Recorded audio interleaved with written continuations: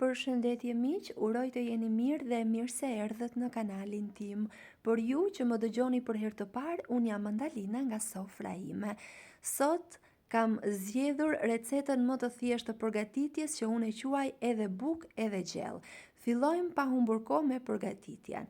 Në një enë dështojmë 300 deri në 350 gram kos, një lugë çaj sot buke, një lugë çaj krip dhe masën do ta përziejmë shumë mirë në mënyrë që atë aktivizohet soda dhe ja siç e shihni në video, kosi merr këtë formë. Do vazhdojmë me përzierjen edhe për pak, kjo është shumë e rëndësishme pasi nuk vjen as pak erë kulaçi pas pjekjes. Dështojmë një vezë dhe 2 lugë gjelle vaj ulliri ose vaj lule dielli ose gjalp sipas dëshirës suaj. Vazhdojmë përzierjen dhe dështojmë rreth 500 gram miell.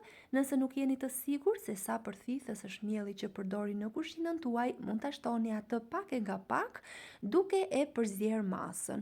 Unë kulaçin e përgatis gjithmonë me brumë të butë, pra jo të fortë si brumë buke, pasi ashtu më duket sikur bëhet më i butë.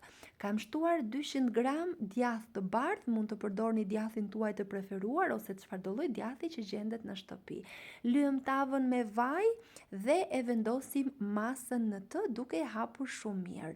Dua t'ju kujtoj se nëse jeni i ri në kanalin tim, ju ftoj të hidhni një sy recetave të mia dhe nëse ajo të ju pëlqejnë, mos harroni të bëni subscribe dhe të shtypni butonin e ziles. Kështu do njoftoheni për çdo recetë të re të postuar.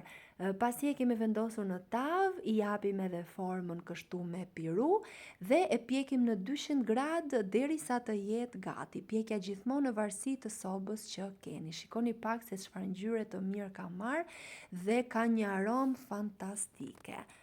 E kthejmë për ta parë edhe se si është pjekur poshtë, ka marrë një ngjyrë shumë të mirë në të gjitha anët dhe është pambuk i butë. E presim, unë ju sugjeroj që ta lini pak të ftohet, unë e preva të ngrohtë, por e mira është që të kulloj pak. Si ju duket si recetë, nëse ju pëlqeu kjo video, mos harroni të bëni like dhe të lini përshtypjen tuaj në koment. Ju falenderoj nga zemra që më ndiqni.